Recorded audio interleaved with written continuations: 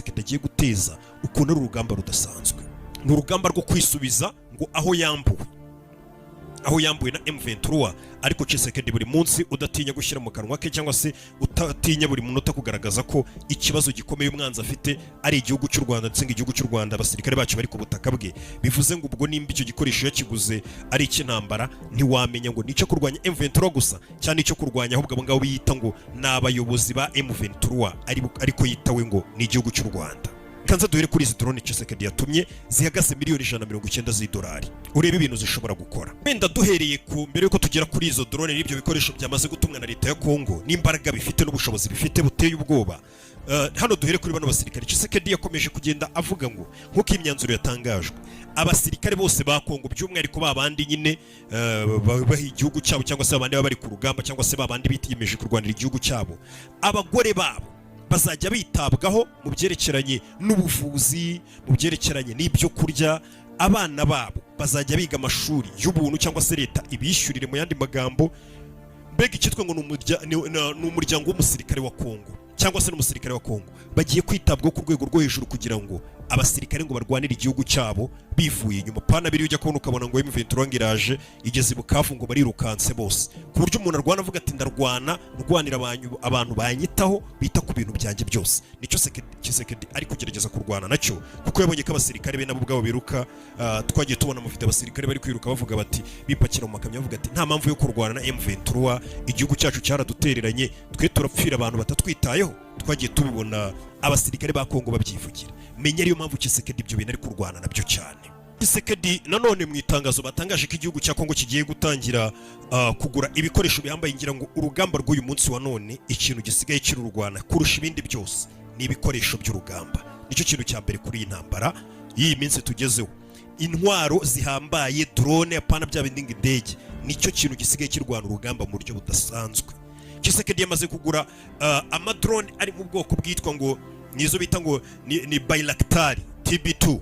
Ubwo bwoko bw'indege cyangwa se ubwo bwoko bwa drone twatudege tutagira abapilote, ni drone nini cyane ubusanga itwara intwaro zihambaye cyane. Bivuga ko ngo iyo drone ubundi igura hagati turebye mu mwaka w'ibihumbi 2022, iyi drone yari ifite agaciro cyangwa se ushaka kuyigura ku isoko yari ihagaze miliyoni 4,600 by'amayero. Niyo mafaranga iyo drone imwe igura. Ngira ngo urumva ayo mafaranga ashobora no kurenga, harimo ayo kuyizana, harimo n'ibindi byose n'ibisasu n'ibiki byose, ashobora kurenga honyine iyo uguze igikoresho urabizi kugira kikugereho nawe ukuntu ibintu bisa nk'ibigenda byiyongera. Bivuze ngo ni drone zihenze cyane. Nimba iyo drone imwe yo bita ngo ni Bayraktar TB2 ishobora kugura hagati ya miliyoni 4,600 z'amayero, Tshisekedi yamaze gutanga miliyoni 190 z'amayero zigomba kugura drone. Nimba hari umuntu ukubwira urugamba rw'uyu munsi ruteye ubwoba, intambara ya drone irakatsindwa, drone iraza igakora ibintu bitabaho. Bivuga ko ngo zimwe muri izi drone ari drone ziba ziri ku butumburuke bwo hejuru cyane, ahandi utabasha gupfa kubona n'amaso yawe, ariko yo ikaba ifite icyitwa ngo ni kamera cyangwa se ijisho ridasanzwe ribasha kureba icyo ari cyo cyose iri ku butumburuke bwo hejuru, kandi ikakireba yaba ninjoro yaba muri hahandi ubona ahantu hasa nkaho hijimye, yo ikabasha kukibona nk'uko gikwiye kuboneka, ndetse yamara kukibona ikaba yahitirekura igisasu ku buryo bwihuse cyane.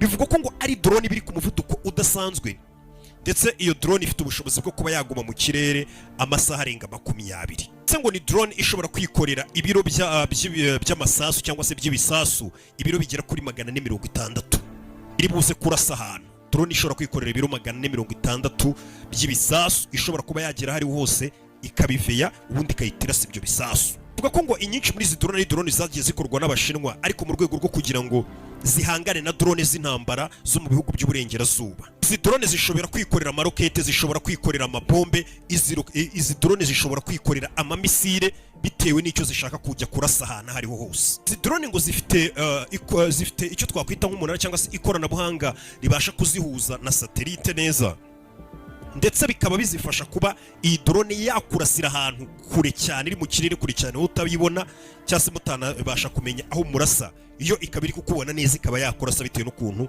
ibikominikana cyangwa se ikorana na satellite neza cyane. Ayo ni amafaranga agera kuri miliyoni 190, ariko bikavugwa ko ngo hari n'andi miliyoni zigera mu 150 n'ubundi nanone izindi zo ku ruhande zigomba kugura izindi ntwaro zigiye zitandukanye n'izindi ndege zigiye zitandukanye zigomba kuza gufasha Tshisekedi muri uru rugamba, kuko Tshisekedi yijeje abaturage be n'isi muri rusange avuga ngo ngomba kwisubiza ibice byose byafashwe. None kandi sekreteri w'ububanyi n'amahanga mu gihugu cy'Ubwongereza David Lammy yahuye na Perezida Tshisekedi muri Kinshasa, aho ngo Ubwongereza bwatangaje ko bwiteguye cyangwa se bumeze nk'ubwatanze gasopo ku gihugu cy'u Rwanda, avuga ati u Rwanda turaza kurufatira ibihano bihambaye mu gihe cyose u Rwanda rutaba ruri gukura ingabo zarwo muri Kongo, ndetse ngo u Rwanda runarekeraho gutera inkunga umutwe wa M23. Nyuma y'aho Amerika yatangiye kugenda isa nkaho hari ibihano ifatira igihugu cy'u Rwanda, Ubwongereza nabwo ubona ko ari cyo gihugu kiri kubishyiramo imbaraga, kandi ibi byari byaranatangajwe na Minisitiri w'Ububanyi n'Amahanga Wagner uriya wo muri Kongo mu kiganiro ubushize twari twazanye hano, avuga ko mu bihugu byose byo mu Burayi igihugu kiri kugerageza kubumva neza cyane gisa nk'ikibashyigikiye ari Ubwongereza.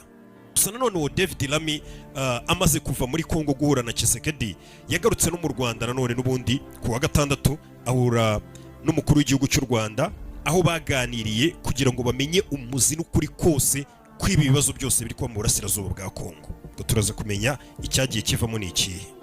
Nanone kandi mu andi makuru asa nkaho atangaje ni mu gihugu n'ubundi cya Kongo niho tukiri, umukoloneli uhagarariye cyangwa se komanda w'ingabo uhagarariye ingabo mu gihugu cya Kongo mu mujyi wa Bukavu muri Kivu y'Amajyepfo, bamwita ngo ni Colonel Jackson.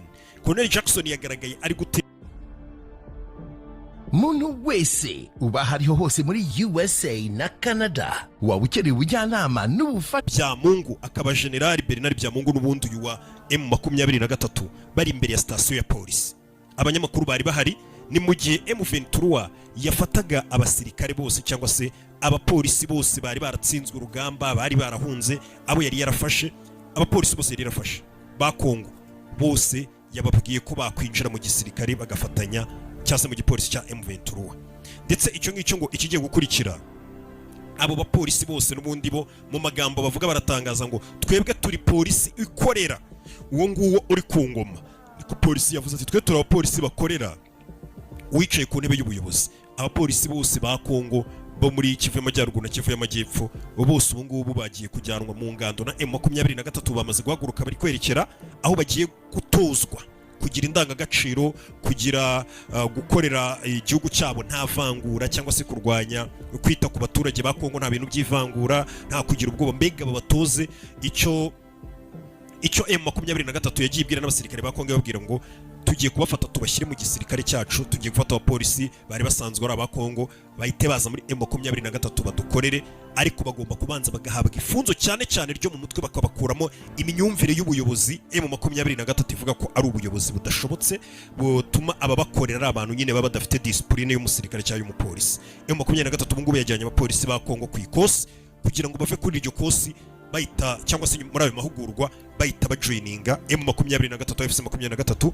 bahita batangira akazi bakomeza bakorera igisirikare cyangwa se ubuyobozi bwa M23 buri kuyobora Kivu y'Amajyaruguru na Kivu y'Amajyepfo, ndetse bakomeje no kugenda bamanuka bafata hirya no hino. Bikaba ari ibintu byababaje Tshisekedi cyane n'ubuyobozi bwe kubona abasirikare be n'abapolisi be bari kudefiya cyangwa se bari kuva mu gisirikare bakoreraga cya Kongo bakaba batangiye gukorana na M23, kandi ukabona bari kubikora banabyishimiye, ubona bishimye nta kibazo bafite. Abo wari uzi ko aribo bazakurinda umwanzi uzatera igihugu cyawe, ukabona abenshi bari kugita bajya ku ruhande rw'umwanzi waguteye ngo bagiye gukorana, ahubwo bafatanye kukurwanya, kuko niyo gahunda ya M23. Abapolisi ndetse bavanze n'abasirikare bagera ku 3,000 by'abasirikare ba Kongo ba FARDC bamaze nyine kugaragara ku mwaro bwo bari mu bwato muri iki gitondo bamaze kwinjira muri AFC M23 i Bukavu. Ni umubare munini cyane abasirikare n'abapolisi bagera ku 3,000 kuba bajya kwiyunga kuri M23. Nanone kandi muri Goma hari hakiri abasirikare benshi cyane ba SADC cyangwa se ba South Africa bari bakiri muri Goma, ariko bameze nkaho bari ahantu hamwe mu kigo bazengurutswe n'ubundi na M23 ku buryo nta kintu na kimwe bagombaga gukora. N'abasirikare benshi cyane, biravugwa ko ngo ku munsi w'ejo abo basirikare bose ba SADC bemeye cyangwa se bayamaritse bagomba guca ku butaka n'ubundi bw'u Rwanda ngo bazava Goma binjirira Rubavu, aho bazahita bakomeza boherezwa mu bihugu byabo nk'uko n'abandi na ya mirambo yaciye mu Rwanda igenda. Ati abasirikare ba SADC bari bari muri Congo bagiye guca mu Rwanda ku munsi w'ejo. Gusa ngo igitangaje kirimo abasirikare ba SADC bari bari Bukavu ngo harimo abatwite n'abasirikare bari baraje kurinda amahoro, ariko ngo babatereye inda muri Kongo, nyine babateye inda, ku buryo ni ikintu twakwita ngo nk'igisebo gikomeye by'umwihariko ku gihugu cya South Africa. Abasirikare bacu kuba baroherejwe kurinda amahoro bakaba bamanitse intwaro, ibyo byabajyanye ntibabikoze, ahubwo bagiye bashinjwa kujya mu bindi, ndetse bakaba bagiye no guca ku gihugu bita bafata nk'ari igihugu cyabanze, ubwo n'u Rwanda, bari gupinganwa cyane, ndetse bakaba aribo bagiye kubaha inzira bacamo. N'ubushize ubonye ko basebye cyane, bakaba bagiye kuhaca. Ngo abenshi barimo ngo bararembye, bararwaye, abandi ni inkomere, ku buryo harimo n'abashobora gupfira ngo mu nzira bananiwe cyane. By'umwihariko kongera noneho ngo kuba abo basirikare ba South Africa harimo n'abatwite, abatewe inda, kuba waragiye wambaye imyenda n'amaranka n'idarapo ry'igihugu ngo ugiye mu kazi, bakabona uri kugaruka inda rwose ari nini.